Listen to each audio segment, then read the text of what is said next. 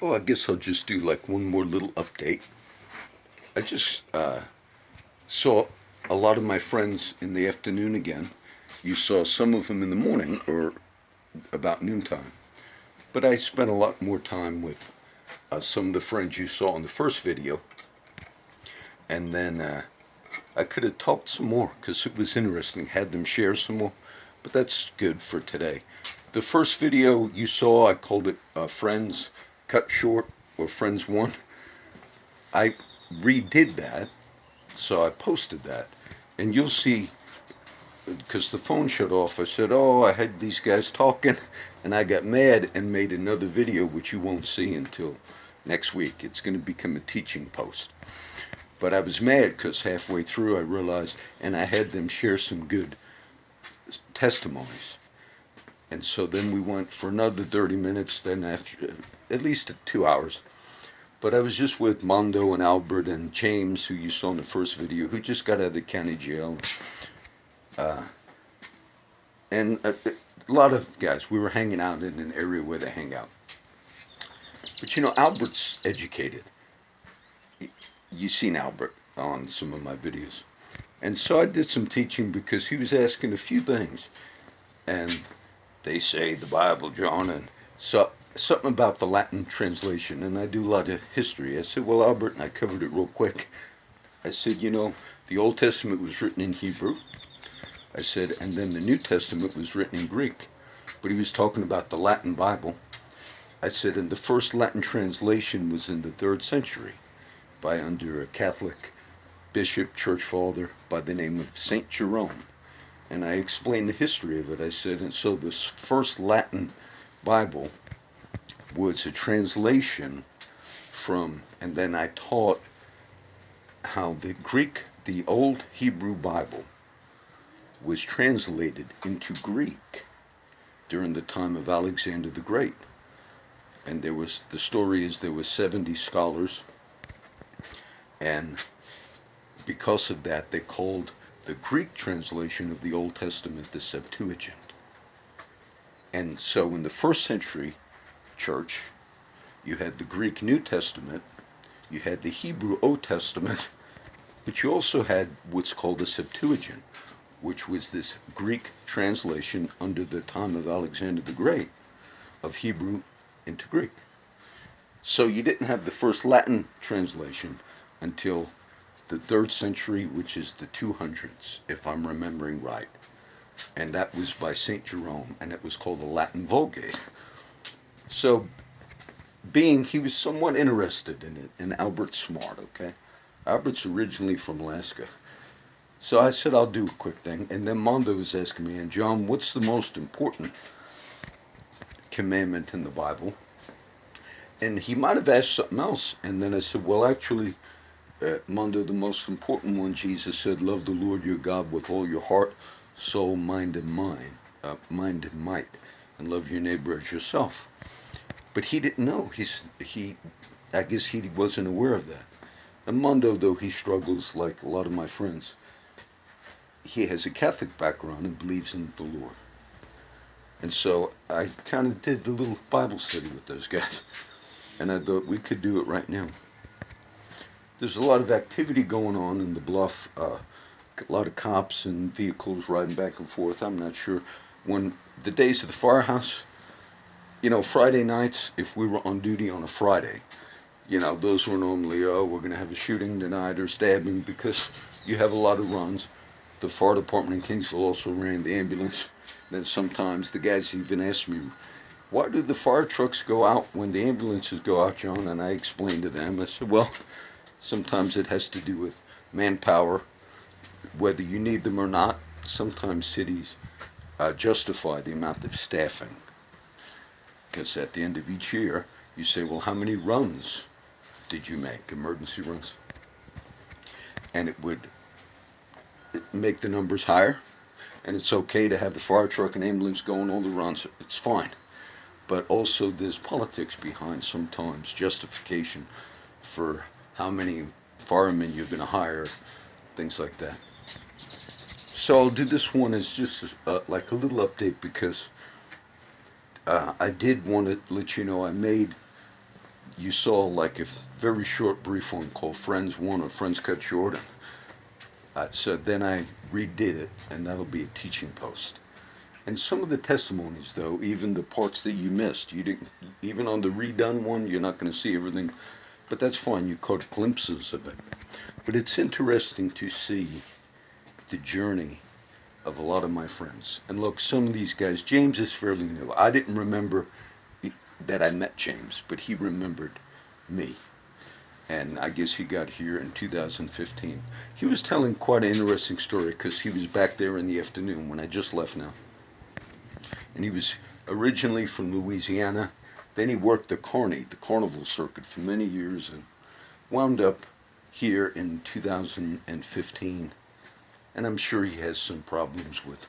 But some of the guys recently, I mentioned a guy I met just the other day asked me for a cigarette. And his name was Shane, and he has like a broken foot. And the same thing, you might have missed it, but the same thing that the other guy, Junior, shared, JR, which you haven't seen yet. Some of the guys were working regular jobs, and they were just like me when I first came to Texas.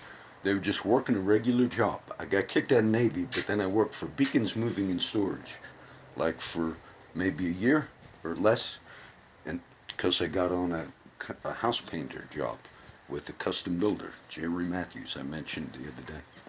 Then I became the painting contractor. So, but we were renting little houses, little trailers. So if you lost it, and eventually I got hired at the fire department. But if you lost any of those jobs at that time, doing these types of things, then you wouldn't pay your rent, and you could indeed be homeless. And there were two people I met. James, that was his situation. And he was working in this other man, Shane, who you have not seen. And they are both now homeless. And Shane told me, John, him and his wife, they were renting, he was working. They had jobs before the hurricane hit. They weren't here. There's also a lot of work in Port A and places in the rebuilding. But these guys had other jobs. And Shane lost his job because whatever it was, wherever he's working out in Port A or wherever it was, Rockport, that company, was one of them that got blown away. And some of these guys, they were crying. You didn't see it on today's videos. They said, we never thought we'd be on the street like this. So there are some real legitimate situations where people are living, just regular job, Beacons, house painter, whatever it is, and then you wind up losing that job. You can't pay the rent. And some of the situations you see are like that. And oftentimes, Shane was crying too yesterday when he was talking to me the day before. And he said, I never thought I would be on the street like this. They were trying to get housing. And so it's many of us in, quote, normal society. I don't want to do color time. Many of the ones we deem at times not useful. They're useful. And some of them are in situations because of mental problems, addiction, things like that. But some of them, when it hit them, and I've had many friends over the years, older friends. I used to take Bill Walker out to eat a lot. He passed away years ago. But I used to take the guys to eat all the time when I was still working before I retired because I made enough money to take them out to eat regularly. And I used to ask Bill Walker, some of these old timers that I was friends with for years, and he liked going to a Chinese restaurant on Ayers Street. He liked that buffet over there, and they had their spots. And Bill told me when he was a young kid, they grew up in Dallas, and Bill used to work, I think he was a painter, Bill, house painter. And then he was married and all, and then he figured because they came to Corpus Christi for the beaches when he was a kid, eventually he got married and all and came to Corpus, said, let's live in Corpus, him and his wife. I never met her. And then they lived in a little apartment here. I'm familiar with them for many years. Then eventually, I forgot if Bill hurt his leg or something. I know he did later on. But then eventually, he lost his job, lost his home. They got divorced and he became homeless. So it's interesting to see, and many of them will say to you, I never thought I'd be like this. I never thought I'd be on the street like this. So I'll do this one as the little update So you already saw that shorter version. And there was an earthquake in California today, out on the ocean, Pacific, thing 23 miles off, 5.3 on the Richter scale. That was somewhat in the news. You have all of the other news things that are always consuming. And I think it would be better, and I do read it and keep up on it all the time.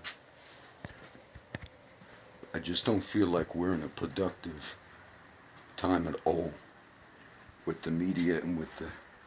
You could find things, all these things going on. When people are...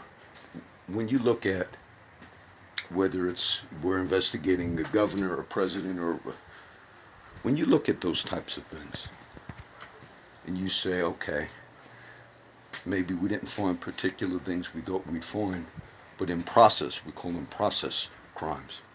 But we caught you in a lie, in a certain thing or whatever. You can find so much of that just about on anybody. And sometimes it's just a mistaken thing. It's very, there are many times where when people have been targeted, attorney generals or whatever, New York City area, Austin, Texas, you can find things when you investigate people. So you said something different, and then they can find the felony of lying during the... That's not what we should be about. We should be about, look, that things, if we think there's real criminal activity. In our community, we had a tragic hit and run where the girl died, sadly. And then you also had some targeted, the home invasions recently. And so, yeah, those are things that we deal with in society.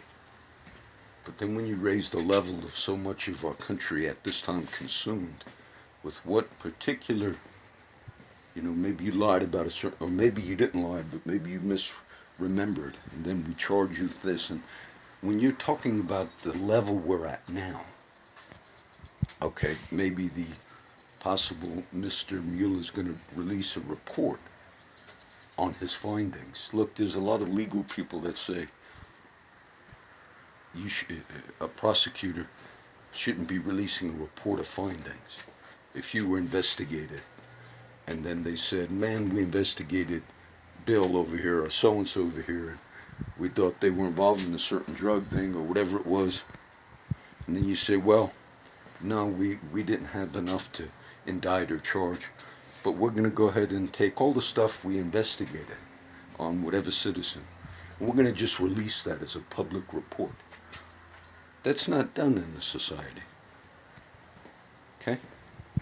So, we'll end with this one, and we'll see what the next teaching one is. Today we uploaded Colossians. The next one will be, I forget now what it is. I guess Easter is going to be the next teaching post in a few days, all right? Please pray for all my friends that you see. Thank you. God bless.